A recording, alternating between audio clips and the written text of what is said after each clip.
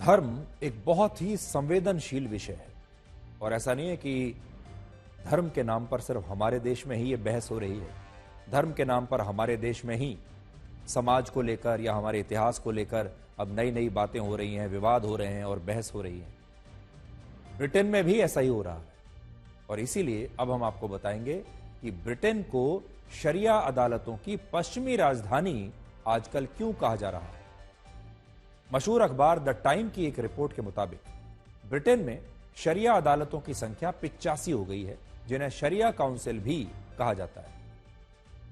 Britain में पहली शरिया council की स्थापना वर्ष 1982 में हुई थी, लेकिन अब 42 वर्षों के बाद इनकी संख्या बढ़कर 85 हो गई है। यह दूसरे पश्चिमी देशों की तुलना में सबसे ज्यादा है, जिसके कारण ब्रिटेन को अब शरिया अदालतों की पश्चिमी राजधानी लोग कहने लगे।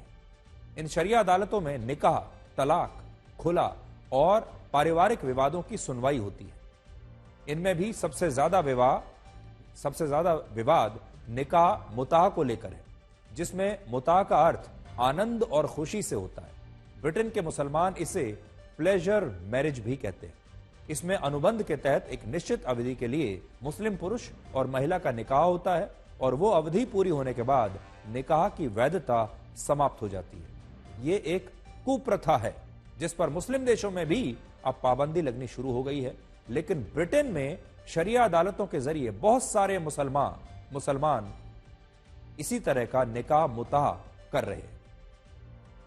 ऐसा दावा किया गया है कि इसके कारण ब्रिटेन में 1 लाख शादियों का रजिस्ट्रेशन नहीं हुआ है। शरिया शब्द शरीयत से बना है, जो एक अरबी भाषा का शब्द है। इसका मतलब अल्लाह के बताए उस रास्ते से है जिसका पालन हर सच्चे मुसलमान को करना चाहिए, और अभी ब्रिटेन में यही हो रहा है।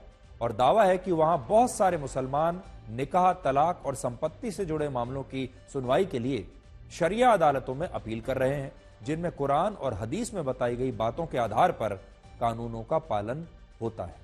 इसके अलावा इंग्लैंड और वेल्स में इस्लामिक धर्मगुरुओं ने एक मोबाइल ऐप बनाया है, जिसके जरिए शरिया कानूनों को लागू किया जाता है और लोगों को बताया जाता है कि वो कितने निकाह कर सकते हैं। ब्रिटेन के सबसे बड़े एनजीओ नेशनल सेक्युलर सोसाइटी ने इस विषय पर गहरी चिंता जताई है।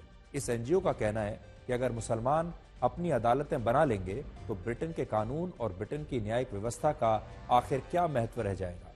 ब्रिटेन में काउंटी कोर्ट्स, मजिस्ट्रेट कोर्ट्स और क्राउन कोर्ट्स को मिलाकर लगभग 500 अदालतें हैं, जहां पर ब्रिटेन का कानून चलता है, संविधान चलता है। लेकिन अब ब्रिटेन के मुसलमानों ने इन अदालतों के समानांतर यानी पैरेलल अपनी एक अलग न्यायिक व्यवस्था स्थापित कर ली है। वर्ष 1970 में ब्रिटेन में मुसलमानों की आबादी 1% से भी कम थी, लेकिन वर्ष 2021 में यह आंकड़ा 6.5% हो गया और अब वर्ष 2050 तक ब्रिटेन में मुसलमानों की आबादी 18% तक पहुंचने का अनुमान है। ब्रिटेन वैसे तो खुद को एक ईसाई राष्ट्र बताता है, लेकिन इसी के साथ वो धर्मनिरपेक्षता को भी अपने संविधान का मूल सिद्धांत मानता है। और इसी सिद्धांत के कारण 20वीं शताब्दी के अंत में ब्रिटेन ने अरब देशों के बहुत सारे मुसलमानों को अपने देश में शरण दी। लेकिन अब स्थिति यह है कि ब्रिटेन की सरकार खुद अपने मुस्लिम नागरिकों पर अवैध तरीके से मदरसे, शरिया अदालतें और कानून बनाने के आरोप लगाती है। और ब्रिटेन के कई नेता ये कहते हैं कि पहले इन मुसलमानों ने वहां शरण मांगी, मदद मांगी और अब ये ब्रिटेन की व्यवस्था में अपना हिस्सा मांग रहे हैं और व्यवस्था को अपने हिसाब से चलाना चाहते हैं। हाल ही में एक रिपोर्ट आई जिसमें यह लिखा था कि इंग्लैंड और वेल्स के बच्चों में सबसे लोकप्रिय नाम मोहम्मद है। इसके बाद दूसरे नंबर पर नोआ, तीसरे नंबर पर ओलिवर, फिर जॉर्ज और फिर लियो का नाम है। तो आप सोचिए, ब्रिटेन में लड़कों के जो नाम रखे जा रहे हैं उनमें सबसे लोकप्रिय नाम है मोहम्मद, जो नंबर 1 पर है, और दूसरे नंबर और तीसरे नंबर पर ईसाइयों के दूसरे नाम है। यहां एक विरोधाभास यह है कि वर्ष 2018 में जब भारत ने इसी मुद्दे को लेकर चिंता जताई थी, तो ब्रिटेन की अलग अलग धर्मनिरपेक्ष संस्थाओं ने यह कहा था कि भारत में मुसलमानों की धार्मिक स्वतंत्रता पर हमले हो रहे हैं और मुसलमान भारत में सेफ नहीं है।